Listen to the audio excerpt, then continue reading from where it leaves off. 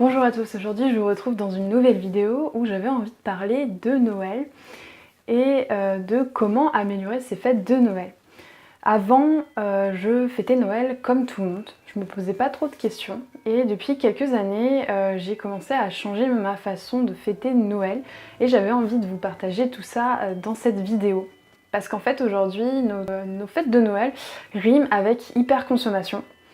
Et on en oublie l'esprit de Noël qui est partager des moments en famille, avec joie, et surtout partager de l'amour ensemble, en s'amusant et en se faisant plaisir ensemble. Et j'avais envie de vous poser une question. Imaginez-vous cette année que vous fêtez Noël seulement tout seul. C'est-à-dire que vous n'allez pas voir votre famille, vos proches, des personnes que vous aimez, mais vous allez passer ces fêtes-là tout seul, même sans pouvoir voir des inconnus. Et vous avez seulement la possibilité de recevoir des cadeaux de leur part et d'avoir un repas festif. Et j'avais envie de vous demander si vous retrouvez cet esprit de Noël et si en fait vous allez être heureux.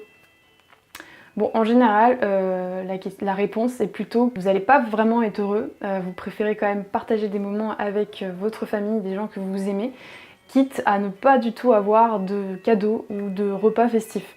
Mais le principal pour vous, c'est vraiment de retrouver, de vous rassembler avec votre famille, vos proches, c'est ce qui est le plus important.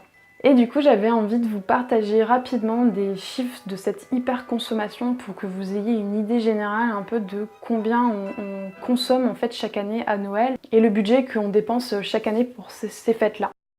2,47 millions de dindes, 26 800 tonnes de foie gras finissent dans nos assiettes de Noël, 61 millions de jouets avec 6 cadeaux par enfant, 707 millions de cadeaux tout autour du monde, ce qui représente 1,2 million de tonnes de paquets cadeaux à livrer. 48% des Français avouent acheter les cadeaux par obligation. La distribution de cadeaux par le Père Noël a un sacré impact écologique. Le bilan carbone est de 17, tonnes de carbone par an pour 149 millions de kilomètres parcourus à distribuer tous ces cadeaux.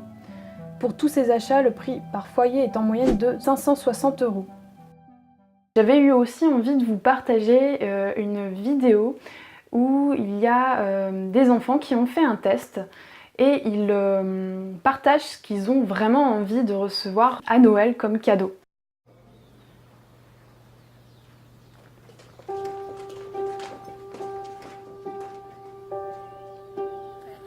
Bueno, vamos a escribir la carta a los Reyes Magos.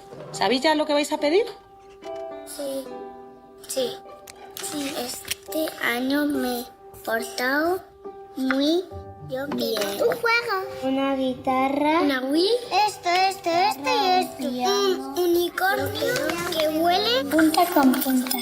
Estas las dejo aquí para mandárselas a los Reyes. Y ahora vais a escribir otra carta. Una carta a vuestros papás. ¿Qué les pediríais a vuestros papás esta Navidad?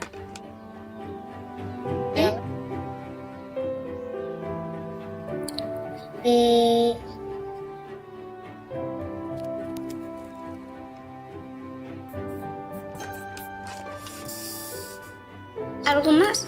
Sí. Vuestras hijas han escrito una carta a los Reyes Magos y esta para vosotros.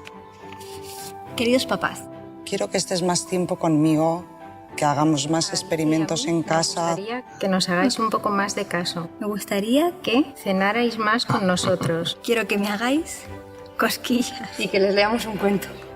Quiero que estemos un día juntos. No puedo. Quiero jugar, mamá. Que juegues conmigo, vaqueros. ¿Quieres jugar más al fútbol conmigo? ¿Os sorprende que os pidan esto para Navidad? Pues no, la verdad es que no nos sorprende. A mí no. Tienen demasiados juguetes siempre. El sentimiento de tratar de sustituir, pues llenarles ese pequeño vacío con un juguete que les... Pasar todo el tiempo que tenemos al máximo con nuestros hijos. Pensar que tú quieres darles todo lo mejor y lo mejor eres tú. Si lo está escribiendo, es porque lo necesita, ¿no? Si solo pudieras enviar una de las dos cartas, ¿cuál enviarías? ¿La de los Reyes Magos o la de papá y mamá? Uy, es una pregunta muy difícil.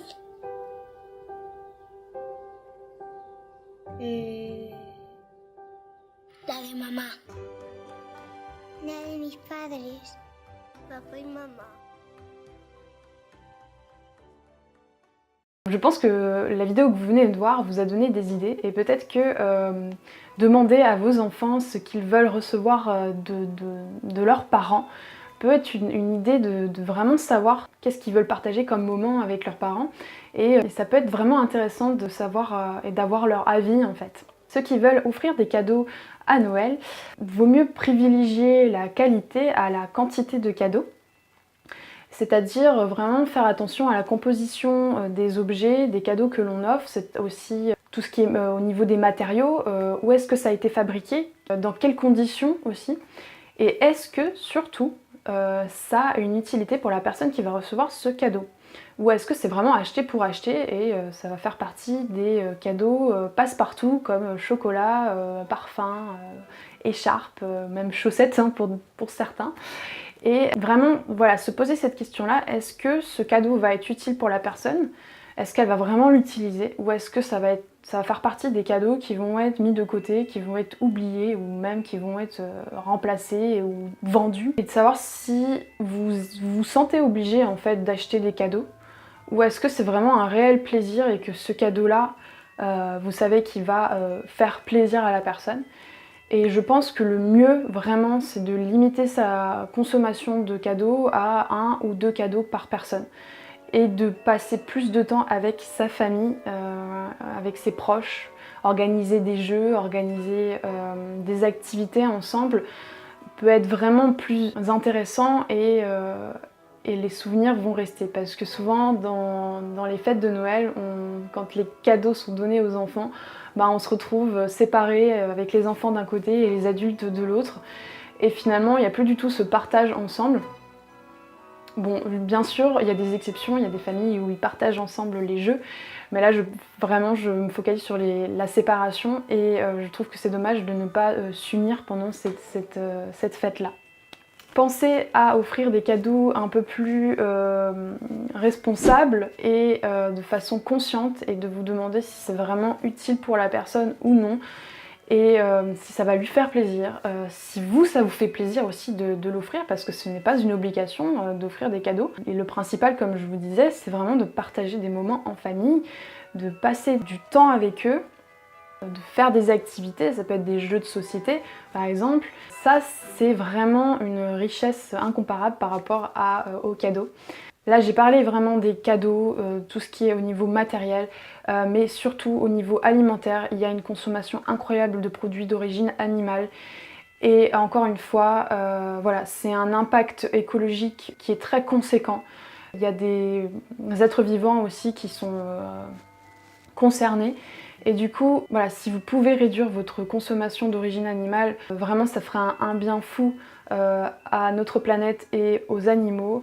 Et voilà, c'est vraiment ce que je voulais vous partager dans cette vidéo-là, c'est de faire un Noël plus conscient, plus responsable, en faisant attention voilà, à ce que vous consommez, pour le respect des autres et pour aussi vous-même, pour votre santé. Voilà, je vous souhaite de bonnes fêtes de Noël et je vous dis à très bientôt dans une prochaine vidéo.